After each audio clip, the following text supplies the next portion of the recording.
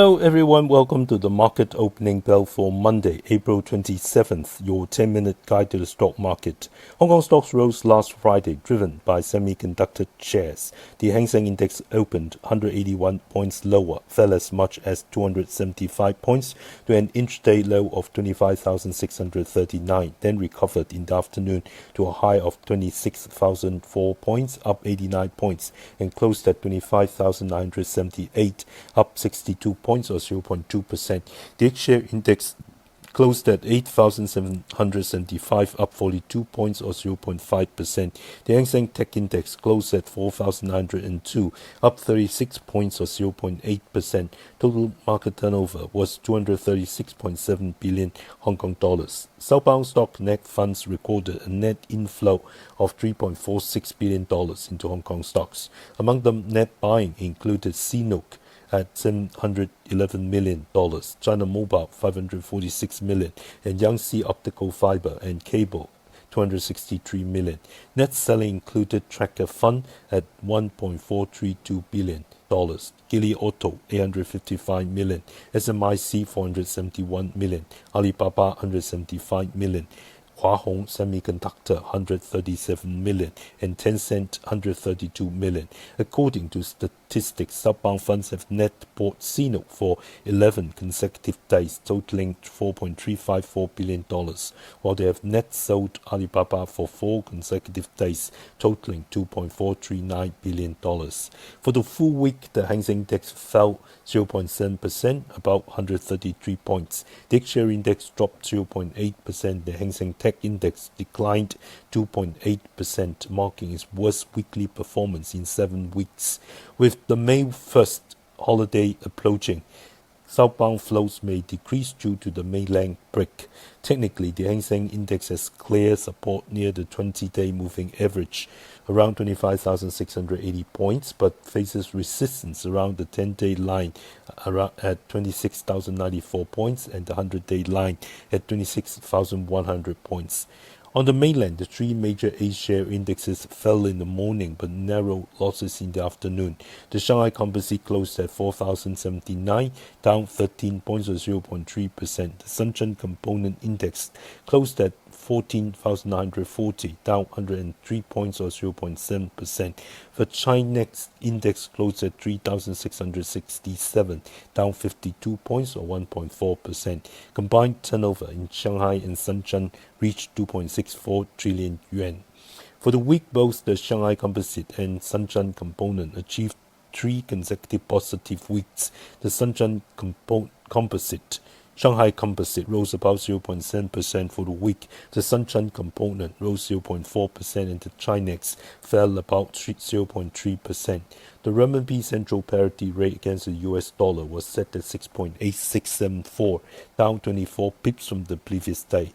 DeepSeek released the V4 preview version, causing chip stocks to surge while AI concept stocks tumbled, with Minimax plunging nearly 10%. DeepSeek V4 features a million token ouch-long context and leads domestically and in the open source field in agent capabilities, world knowledge and reasoning performance. Market reports indicate that DeepSeek V4 is the first to achieve deep compatibility with domestic chips such as Huawei Ascend, marking a key step for China's AI industry on the path to decubeization, the main reason for the sharp rise in chip stocks. However, DeepSeek noted that due to limited high-end computing power, the throughput of its Pro service remains very constrained. Prices for Pro are expected to drop significantly once Ascend 950 supernodes are mass-produced in the second half of the year. The sell-off in AI concept stocks stems from the disruptive pricing effect. As DeepSeek is known for extreme cost-effectiveness, the launch of V4 further lowers the price of high-performance inference. This forces competitors like Minimax and Zhipu AI to either slash margins to stay competitive or risk losing developers, both of which will impact profitability. Moreover, DeepSeek V4 is open source and is expected to match or even surpass many expensive closed source models. most importantly, has been optimized for Huawei Ascend NPUs. This shows that under US chip sanctions, DeepSeek is better positioned to expand within China's local ecosystem. In contrast, AI companies overly reliant on NVIDIA hardware, which faces restrictions in China, may be at a strategic disadvantage. From an investment perspective, DeepSeek has proven it can achieve world-class AI performance without the multi-billion-dollar R&D budgets of its peers. This is causing investors to question the ROI of other AI companies. If DeepSeek can deliver more with fewer resources, the sky-high valuations previously assigned to AI firms based on massive capex may face downward revisions. Australian mining company IGO sharply cut its full-year production guidance for the world's largest hard rock lithium mine, Greenbushes, from the previously expected 1.5 to 1.65 million tons of spodumene concentrate, down to 1.38 to 1.43 million tons. Tianqi Lithium and Ganfeng Lithium rose 6.1% and 9.2% respectively. Due to the lower output, unit cash cost guidance was raised from 310 to 360 Australian dollars per ton to 380 to 420 Aussie dollars per ton. After the announcement, IGO's share price in Australia plunged as much as 14 to 17%, its largest single-day drop in months. Auto stocks continued their downward trend. Reports indicate that the 7-year low-interest car loan business is being tightened, with multiple automakers extending related financing policies only until the end of April. At the start of 2026, the car market launched ultra-long low-interest loan promotions. Recently, this ultra-long loan business has been tightened, and several car companies have confirmed the policy will run until April 30, 2026, with no decision yet on further extensions. Analysts point out that tightening the 7-year low-interest car loans is a short-term negative signal for auto stocks. It means an important promotional tool is about to lose effectiveness, which could add more chill to an already fiercely competitive market and further widen the gap between leading and smaller car companies. This reflects two major trends: policy tightening and industry differentiation. IDC's latest quarterly mobile phone tracking report shows that in Q1 2026, mainland China's smartphone shipments total approximately 69.01 million units, down 3.3% year-on-year. The quarterly performance was slightly better than expected, mainly driven by strong performance from Huawei and Apple. Huawei led with 13.7 million units, accounting for 19.8% market share, followed by Apple with 13.1 million units, accounting for 18.9% market share. Pop Mart announced that its urban amusement park in Beijing's Chaoyang Park, which had some areas closed for upgrades earlier this year, will officially reopen to the public on April 30. Group International Vice President and Urban Amusement Park General Manager Hu Jian told mainland media that the park already achieved profitability in 2024. The company does not treat profit as the primary metric. The park is not a project but a creation. The company plans to launch Phase 2 construction in 2027, adding new theme areas centered on Scout Panda and the stars. In addition, Pop Mart recently released its first home appliance product, the Monsters Living Series refrigerator, or Labubu refrigerator, in 2 limited editions, priced at $5,999 yuan each. Sales begin at 10 p.m. on April 30. The Labubu refrigerator comes in Home and House of the Monsters versions. The Home version will launch globally first, while the House of the Monsters version will be sold simultaneously on JD.com. Both are globally limited to 999 units, each with a unique serial number. Mainland media reported that the OEM partner for Pop Mart's IP-derived small home appliances is the Asia-listed company Xinbao Electric, cooperating mainly in OEM mode. Products include electric kettles, coffee machines, electric toothbrushes, and hair dryers. The company has now entered large-scale stocking with plans to target the domestic market first before expanding overseas. Goldwind Science and Technology released its first quarter report under Chinese accounting standards.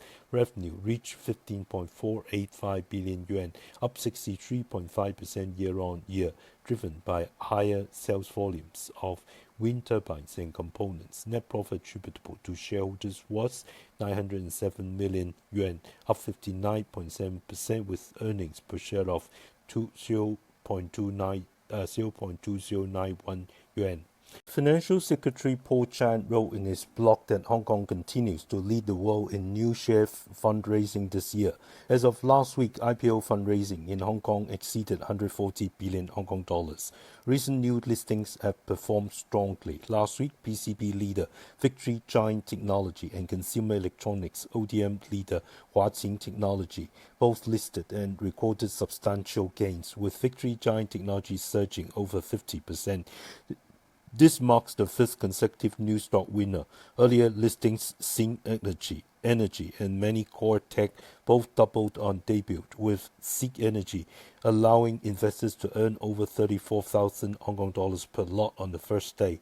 In the pipeline, domestic sports medicine leader Star Sports Medicine is currently in his IPO book building phase, while Light Intelligence, Mapwell Bioscience and Sunmi Technology will debut this week. In addition, Impact Therapeutics and Robot Phoenix Intelligent Technology have passed hearings, and 10 other companies including SunGrow Power have submitted filings. In the U.S. market last week, 6 new stocks listed, among which X Energy, a nuclear energy company backed by Amazon, surged 27% on Friday. SpaceX is expected to file its prospectus in late May. Philips Securities is offering multiple promotions for IPO subscriptions and new account openings from April to May. New IPO subscription fee rebates: Group A subscribe 3 million Hong Kong dollars or more but receive no allocation will receive $18 electronic coupon. Group B receive no application will receive $88 electronic coupon for future subscription fees. IPO margin financing offers include as low as 0% handling fee and 0% interest, with leverage up to 10 times. Standard fees are tiered: fee for 10,000 Hong Kong dollars or below, $88 for over $100,000. Great market trading. Buy new shares via Philip Mart with $0 commission. New client opening rewards. May welcome offer. Open an account between April 25th and May 31st, 2026, and invest in these designated Hong Kong dollar money market funds for an extra 0.38% per annum cash rebate. Commission discount. New clients opening from May 1st, 2026 enjoy commissions as low as 0.06% on Hong Kong stocks and ETFs. Electronic coupons. New accounts receive over $28,000 worth of trading discount coupons, including IPO subscription and margin interest coupons. Market hopes for a new round of US-Iran talks have risen. The Nasdaq Composite and S&P 500 hit record highs last Friday on strong tech performance. The VIX Fear Index fell 0.6 points or 3.1% to 18.71. The Nasdaq rose 1.6% to 24,836, and the S&P 500 rose 0.8% to 7,165, both closing at new highs. The Dow Jones fell 0.2% to 49,230. Tech stocks rose 2.5%, being the best sector, while healthcare fell the most. The Nasdaq China Golden Dragon Index tracking Chinese stocks rose 108 points or 1.6% to 6,952. Hong Kong ADR trading suggests the Hang Seng Index will open 24 points lower today at 25,953. Last week, the Nasdaq rose 1.5% and the S&P 500 rose 0.5%, marking a fourth straight weekly gain, while the Dow fell 0.4%. However, on the 25th, U.S. President Trump announced on social media that he had cancelled the U.S. delegation's trip to Islamabad, Pakistan, to meet with Iranian representatives. Trump said the trip would waste too much time on travel and cited internal strife and chaos within Iran's leadership. He added that the US holds all the cards, and if Iran wants to talk, they can just call directly. Affected by Trump's remarks, international oil prices surged about 3% late Saturday night. Intel's first quarter results beat expectations, supported by AI-related demand. Its share price jumped 23.6% to close at $82.54, a record high, making it the best performer in the S&P 500. The company also issued optimistic guidance for the current quarter. Several major tech stocks performed well. Nvidia rose 4.3% to $208.26, breaking its closing high since last October and leading the Dow. Amazon rose 3.5%, Meta and Microsoft rose over 2%, Alphabet rose 1.4%, Apple fell less than 1%. AMD and Qualcomm both recorded double-digit percentage gains, ranking among the top in the S&P 500. Tesla CEO Elon Musk posted that production of the Cybercab has begun. The Cybercab, released in 2024, is a pure electric vehicle designed for robotaxis with no steering wheel or pedals. Mass production would require specific exemptions from U.S. regulators. Musk said the business is unlikely to generate significant revenue until at least 2027. The University of Michigan's April U.S. Consumer Confidence Index fell from 53.3 in March to 49.8, the lowest level in the survey's history. One-year inflation expectations jumped from 3.8% to 4.7%, the largest single-month increase since April 2025. After hovering between 3.2% and 3.3% in the first 4 months, long-term inflation expectations rose to 3.5% in April, the highest since October 2025. Our stock pick today is CNGR Advanced Material, stock code 2579. CNGR Advanced Material is primarily engaged in the research and development, production and sales of new materials. Its core products in the new materials ecosystem include nickel-based materials, cobalt-based materials, phosphorus-based materials, sodium-based materials, and new energy metal products. Regarding nickel-based materials, the company is the global leader and frontrunner in the ternary precursor industry, thanks to its high-quality customer base, forward-looking strategic positioning,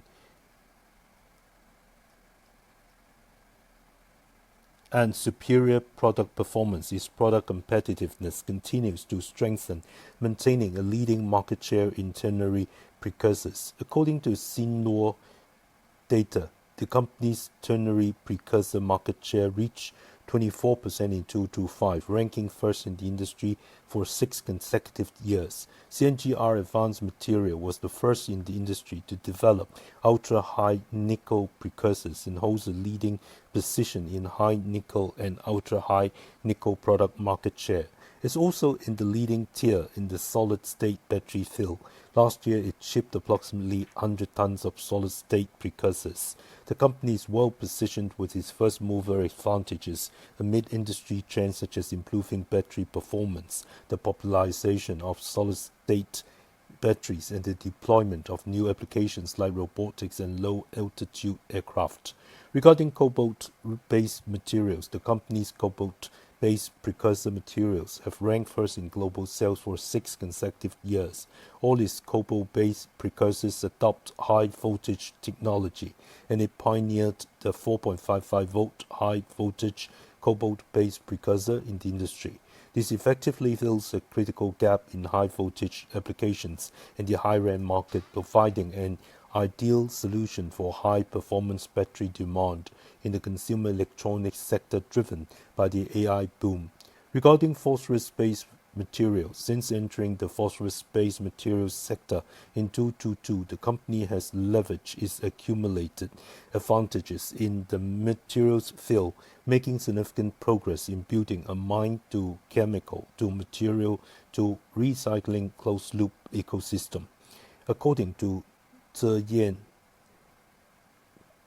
Consulting data, the company's iron phosphate cells have achieved leapfrog growth with outstanding product performance. In 2025, after excluding industry self-supply volumes, its external sales ranked first in the market, becoming an important future profit growth driver for the company.